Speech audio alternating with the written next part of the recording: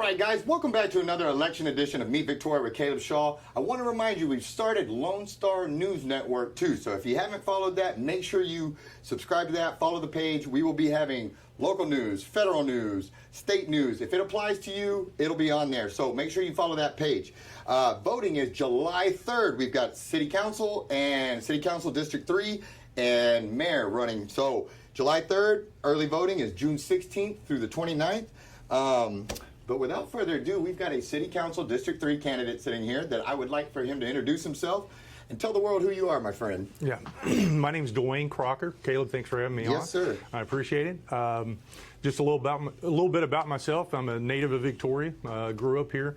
Graduated from Victoria High School after a brief collegiate baseball career. Realized that I was probably better off with books than bats going forward.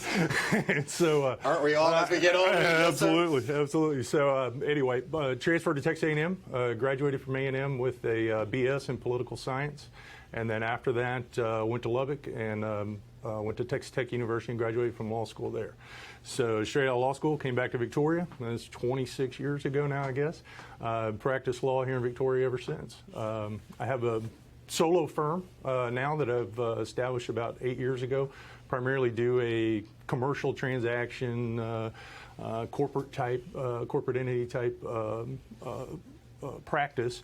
And my clients are mostly small to mid-sized businesses, and then I have several governmental entities that I represent, including the Victoria County Navigation District, whom I've represented for, gosh, going on 16, 17 years now, I guess. So, Roger that. What makes you decide, you know, having a successful career like that, you know, and doing such good things, what makes you decide, hey, I want to run for city council? Yeah, no, that's a good question. I get asked that a lot.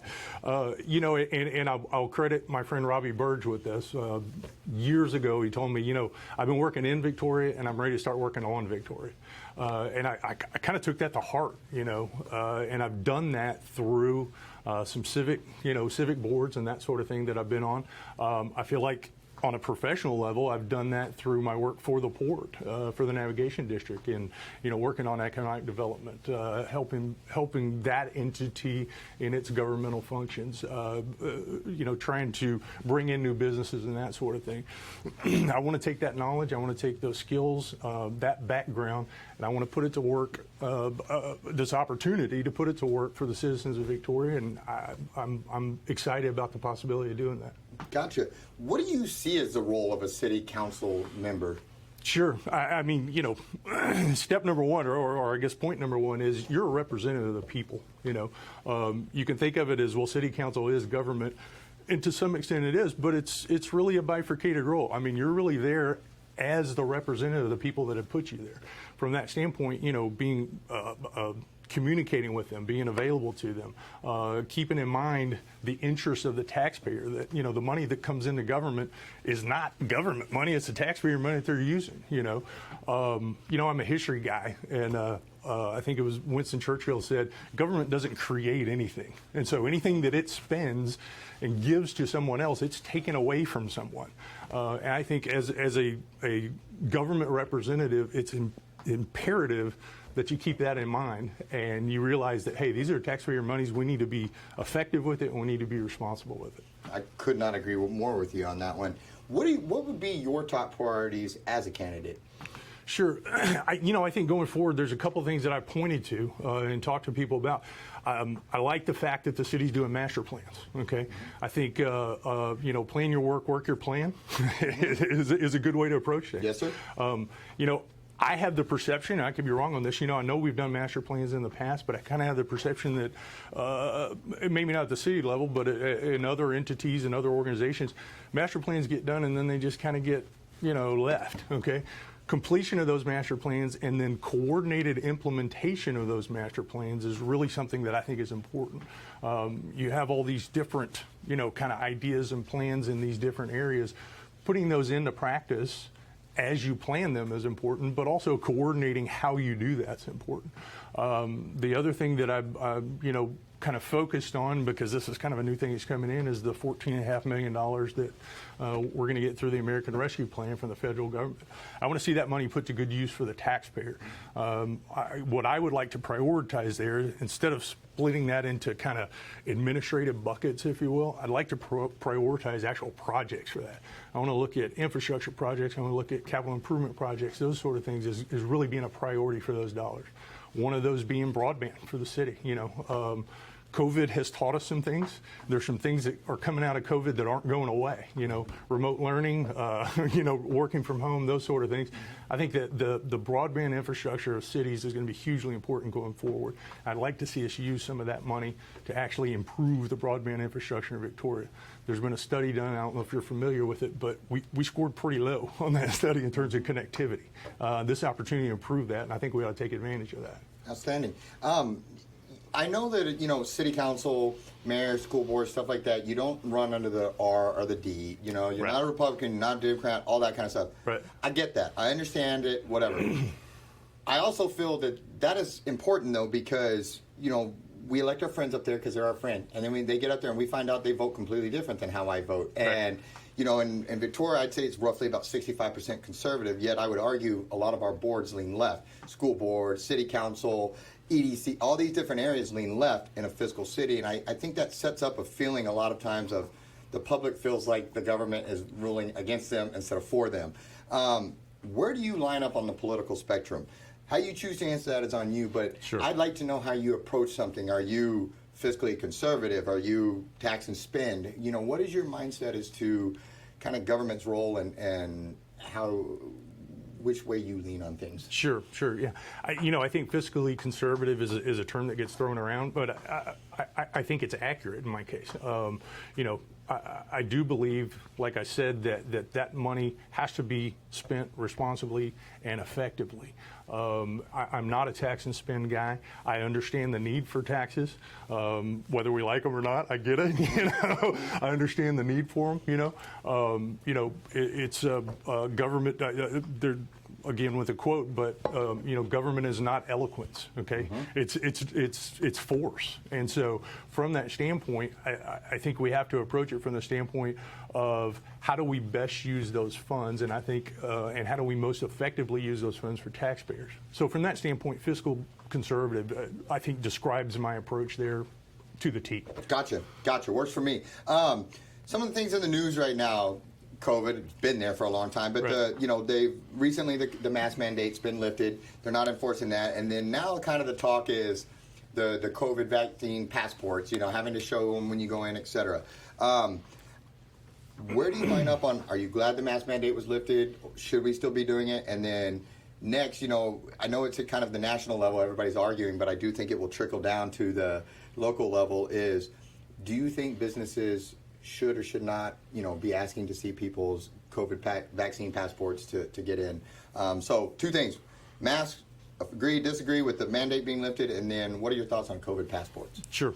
In terms of the mask, again, I go back to individual liberties, and each individual has to make their decision on, hey, do I want to wear a mask or not wear a mask? Do I want to patronize a place? Do I want to, spend my money in a place that makes people wear masks?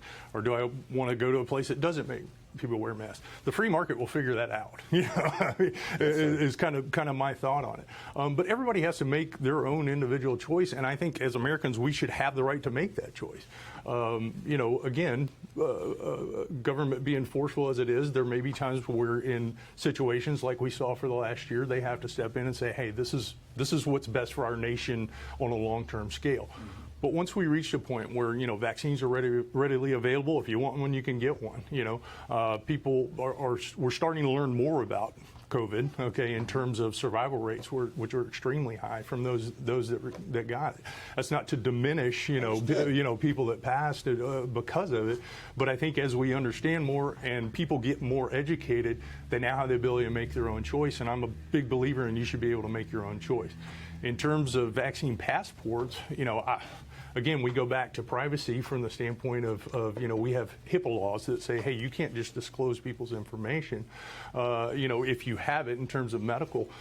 This isn't the exact same thing, but it's analogous from the standpoint that we're not asking about other things. We don't ask somebody, hey, have you had a flu vaccine? Hey, have you had, other types of ailments that perhaps, could be contagious. So, I think painting with a broad brush on COVID vaccines are required for entry into store and things like that. I would be opposed to that. Roger that. Another thing going on right now that we're having town halls all the time and stuff like that because of the border being overrun and all the issues at the border. And then here locally, we're seeing, weekly, if not daily, bailouts of illegal aliens that are, it's taking a real strain on law enforcement. Sure. It's taxing their resources. It's taxing their manpower. It's stretching them thin. Yet the administration, the Biden administration, it's like this doesn't exist, and no, we don't have a problem. Do we have a border issue? And if we do, what are your thoughts on it? And how do you approach that, or how do you back law enforcement, or just how do you go down that road to protect your community? Sure. No, I hear you. This kind of falls under the unfunded mandate category. In terms of a decision that was made at the national level ends up having the biggest impact on us as taxpayers at a local and state level. I know Sheriff Moore is down with Michael Cloud at the border right now, kind of getting some more information on that. And I think it's fabulous that they're engaged to that level to go down and take a look at that. I view our federal government as having some essential functions. Okay, they need to provide us with a national defense, a military. Okay, border security is what nations are built on. You have to secure your borders. If you can't adequately secure your borders, you really don't have a nation anymore. Of all the arguments that we have in life, like that one right there just boggles my mind that people still, like, there's controversy there. Like, right. you have to protect your borders. That's one of those I just don't get why we're arguing about that. But go ahead. Sorry. No. I understand. Listen, we could talk for a long time. There's 100 things we could fight over, but a border, I just don't understand why that one is. Right. But anyway, sorry. From that standpoint, yes, I think that there is an issue there, and it's not an immigration issue; it's a security issue from my standpoint. My whole deal with it is just that we're seeing law enforcement. It's funny to me that this is here and it's happening, yet half the talk is about how we choose to address the terminology we use versus the actual problem. And I think that that's kind of a microcosm of what seems to be going on in all these other areas. Is let's not actually focus on the problem. Let's control the narrative. Let's control the verbiage we use. And it's playing on people's ignorance, I would say. It's playing to, they're banking on being able to cause confusion and distrust and misunderstanding in people's, instead of us talking about a border, they have us talking about the term illegal alien or something like that instead of actually the real issue. So no, I see where you were going with that. And well, and I'll say this on that. In any conversation, if you control the definition, then you can control the outcome. Absolutely. So if you control the definition of words that are used, you can steer the conversation in a certain direction. And I agree with you that, there's certain terminology that's used in our laws, that's used in the statutes, and if that's the terminology that's used, then that's the terminology. Yes, sir. Yes, sir. And if you don't like it, work on changing that. I'm with you there. So city budget. Now, what I'm about to ask you, I realize you're not on city council yet. I realize that you don't have everything laid out to you to go through, to look at, et cetera. So from 30,000 feet, is there, in the budget, is there pork or areas that could be leaned up, trimmed, fraud, waste, abuse, is there relief that could be given to the taxpayer, or no, they're good stewards and they're doing it well? Yeah, well, I certainly don't know of any fraud, waste, or abuse. Just on a gross negligence type scale. Yes, sir. Looking through the budget is my limited exposure to it, if you will, a review of it.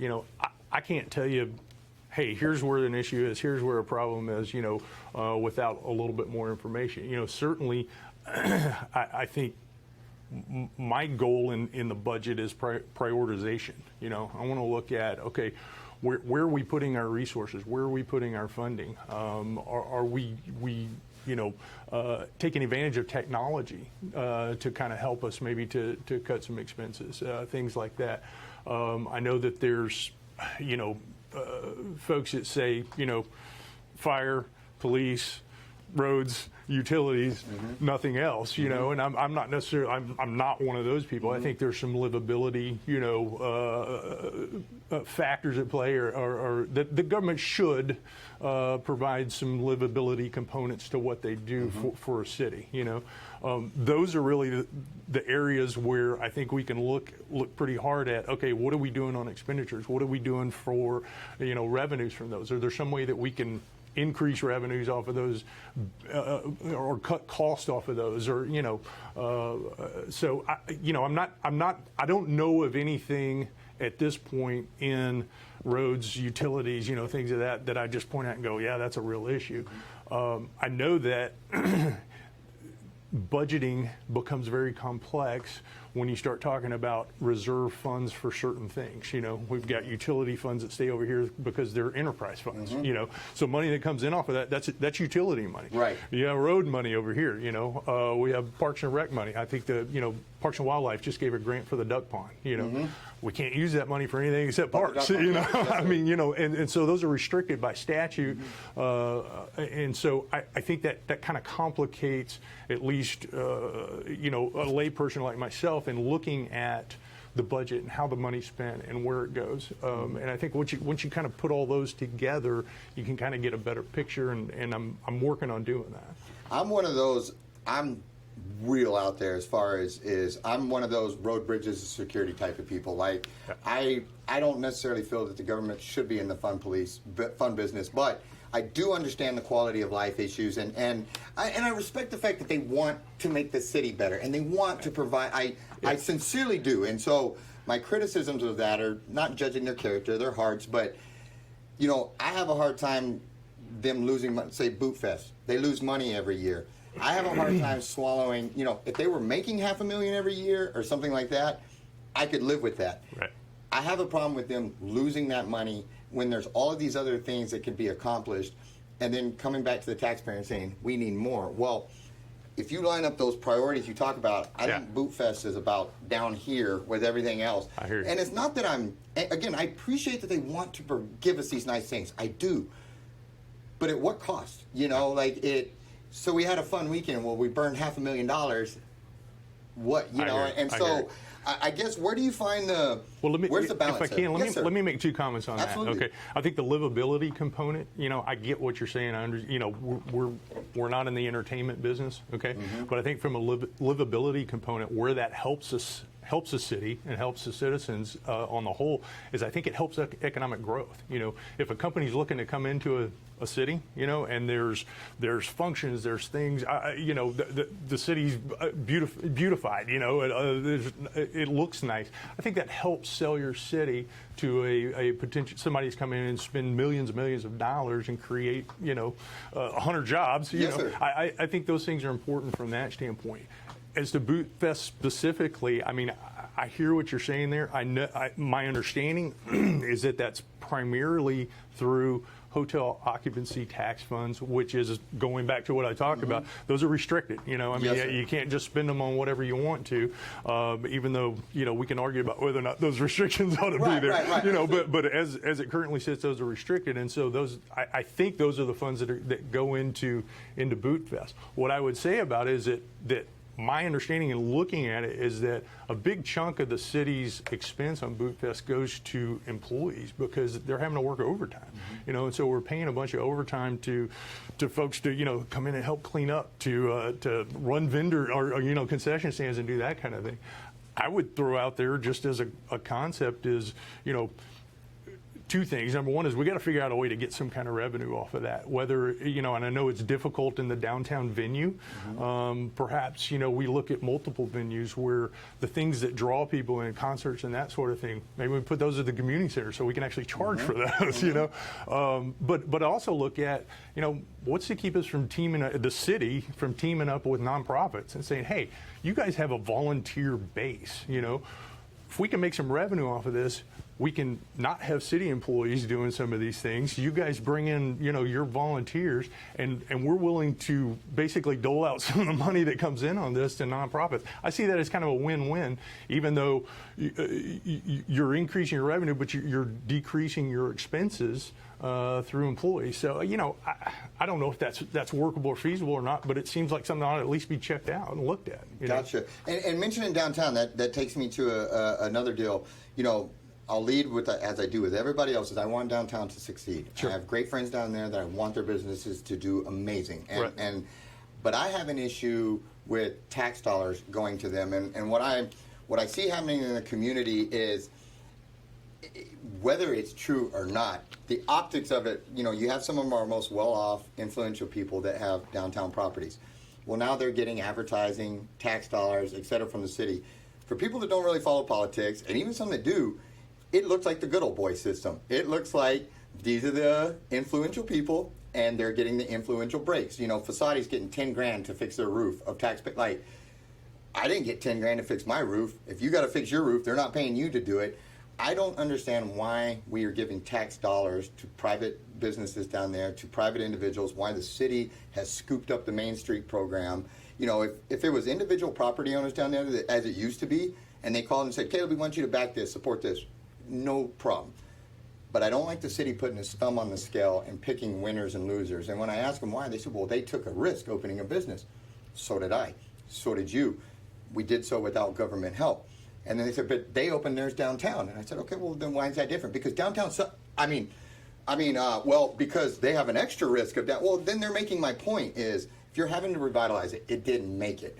I don't know why we didn't do Houston Highway, instead of putting truck stops, machine shops, and all that, why we didn't go like Sugarland did and put up outlet mall. That's our vein where everything goes to. But right. We somehow expect them to look at truck stops, exit, go out of their way because I feel like somebody took a trip to Fredericksburg and now they want to make downtown Fredericksburg. Well, it's not, and I'm not opposed to it thriving. I want it to, but I don't like the city advertising for them. I don't like the city sharing Moonshine's post of here's our drinks, but if you're not going to share every business in town, there's shopping centers rotting all over town. There's all this, and it's constant downtown. It's giving people an ugly taste in their mouth. It's causing that division of why are these people getting all of this and nobody else is. Mm-hmm. What are your thoughts on downtown revitalization? For or against? And if for, I'm for it. I want it to, but right. I'm not for tax dollars funding it. What are your thoughts on downtown? Yeah, one of the things about Victoria that I think is really unique is our history. Okay, downtown is a huge part of that history. I office downtown. My office is there when my wife and I lived downtown for a period of time. Loved it down there, and I get it. A vital downtown is important for a city to the extent that it is viable. Okay, that it can be turned into living, shopping, whatever the case may be. I hear what you're saying. I understand what you're saying. My thinking on that, at least from my standpoint, is that government can, and I think should, support local economic growth. Okay, I think one of the criticisms that we've had in Victoria in the past is we're always looking at bringing new businesses in. What about the businesses we have? Let's talk to these businesses. Hey, this guy wants to expand. Let's go look at them. Let's talk about that. If 30 new jobs are coming from an expansion versus 40 jobs coming from outside, or 30 jobs coming from outside, why are we favoring the outside people over our own people? I agree. And so from that standpoint, if you take that same, I guess, kind of theory, is why are we favoring downtown versus other parts of the city? I'm not against supporting local businesses, be they downtown or be they somewhere else. I think that's an a potentially important function of government. Now, I'm not necessarily all in favor of, hey, we're just going to do a bunch of handouts and do this, but I think anything that you do should be fairly equally applied. I like what's good for one is good for all, and I'll to summarize that real quick. I always hear about Caterpillar. Well, the city spent like $5.6 million to get them here, and then they don't have to pay tax. They get a 10-year tax abatement. it boggles my mind that Caterpillar doesn't have to pay taxes, but I do. And they say, well, they brought in jobs. Well, okay, it's like you said. Let's give them their highest number of however many jobs they brought in. Right. That still doesn't outnumber the rest of what's already in this community. And it kills me that the big business, it's like it's all backwards. Big business doesn't have to pay taxes because they gave a few more jobs, but we're going to kill all the other people in town that number greatly outnumbers this number, but they're all going to pay, but he doesn't have to. And it goes back to that good old boy feeling where so Caterpillar doesn't have to pay taxes, but Caleb does. And don't misunderstand me. I'm not against bringing in new industry Understood. and new Yeah, business. and I wouldn't put that on you. Because Yes, that that builds your tax base. Okay, a bigger tax base, paying more property taxes, doing that benefits citizens as a whole in terms of reducing a potential tax burden on you and I as just kind of ordinary citizens. So anyway, I just want to make that clear that I'm not opposed to outside. Yes, sir. And I'm industry. tracking on that. What in about 2 minutes, if you can. Yeah. What are your thoughts on a consumption tax versus property taxes? I don't like property taxes because you don't own your home, right. And they can take your home through threat of force, all that kind of stuff. Consumption tax, everybody pays. Drug dealer pays, but there's incentive to me for the government to want you to be successful because that's how they get their money is off of people going out and consuming. Right. So for COVID, for example, they would have wanted those businesses open because that's their revenue. I can hold my nose for a consumption tax. And I understand that this is the bottom of a mountain that would have to be crawled, but what are your thoughts on a consumption tax? It's about a 20-minute answer, but I'll try to get it. Yeah, a minute and a half if you can. Yes, sir. So if we talk about consumption tax as opposed to property tax or as opposed to income tax, okay, those are a couple different things. I mean, we have consumption taxes now. Sales tax, your excise taxes, some sin tax, and cigarettes and alcohol and things like that. But we also have on gasoline tax, which the excise tax. So the interesting thing to me about consumption taxes, they have a lot of sizzle. They have a lot of concepts of equity that it's applied to them, and so I certainly understand them. The implementation of them is really the hardest part there. In the late '80s, Japan went from an income tax to a consumption tax, where basically they said, okay, you made this much and you saved this much, so everything in the middle you spent, so we're taxing you on that. That gets real difficult when you start talking about things like healthcare. So if I get sick, my income goes down and I have health expenses, but I consumed medical care, and so my taxes went up. The equity of that just kind of strikes you, Right. And so in a situation like that, you'd have to have so many exceptions, and really to fairly evaluate that system, you'd have to identify the exceptions up front, okay? If we switch and talk about consumption taxes versus property taxes, I remember reading somewhere, and this was a while back, but I think in order to equate the property tax revenue, and we can argue about whether or not that should happen, okay? Right. But if we were going to equate the property tax revenue on a consumption tax, our consumption tax, which means our sales tax, would be somewhere like 20 to 25%. Well, what happens then is people start internet shopping, or maybe they don't have to pay tax. They start buying in other states and bringing that in. So, regulating that is somewhat difficult. Right now, if you buy something and you bring it in, you're supposed to pay sales tax. Yes, sir. And so now we have, in my mind, even bigger government intrusion into my private life in terms of, hey, what are you buying, where are you buying it, things of that nature. So I like the concept of consumption taxes, right. but I think they have a bit of a limited purpose because of the administrative burden of them. I think what we're doing there at the end of the day, if we just went a straight consumption tax, is we're actually creating more layers of bureaucracy, and I'm a smaller government guy. Gotcha. Okay. So that's my thinking on it. Yes, sir. Another aspect of that is like housing, and I know I'm over my 2 minutes, That's okay. but if I'm a tenant, okay, and I'm paying rent, I'm paying tax on that because that's a consumption, okay? If I'm a homeowner and I'm making a mortgage payment, am I consuming? Well, I'm actually building equity in my house. So what I'm actually doing is improving the value of my asset. And so how do you tax that? Do you say, okay, well, what's the rental value of your home? Okay, that's going to be the base. You're going to pay tax on that. That's a property tax. And so in the consumption tax realm, you still look at, okay, you're consuming housing, and so there's still a basis of property tax in it. So Gotcha. I know I'm over. No, great answer. And my friend, I apologize that we got to cut it short. For those that want to look up your campaign and find you, how can they do so? Absolutely. I have a Facebook page that they can go to, search my name, and it'll pop up is what I hear. And also, okay. I did that at work. Yeah. Okay, perfect. And then Dwayne Crocker campaign at gmail.com is the email address. And I'm check it regularly and happy to talk with anybody. Yes, sir. Thank you so much for your time. Thanks for having me. I appreciate you tossing your hat in the ring. This is it's an intrusion into your life, into your family, and all those things. So thank you for going out there and doing so. Guys, make sure voting is July 3rd. Election day is July 3rd, but early voting is June 16th through the 29th. Lone Star News Network. Go like it if you haven't already, and we will see you at the next one.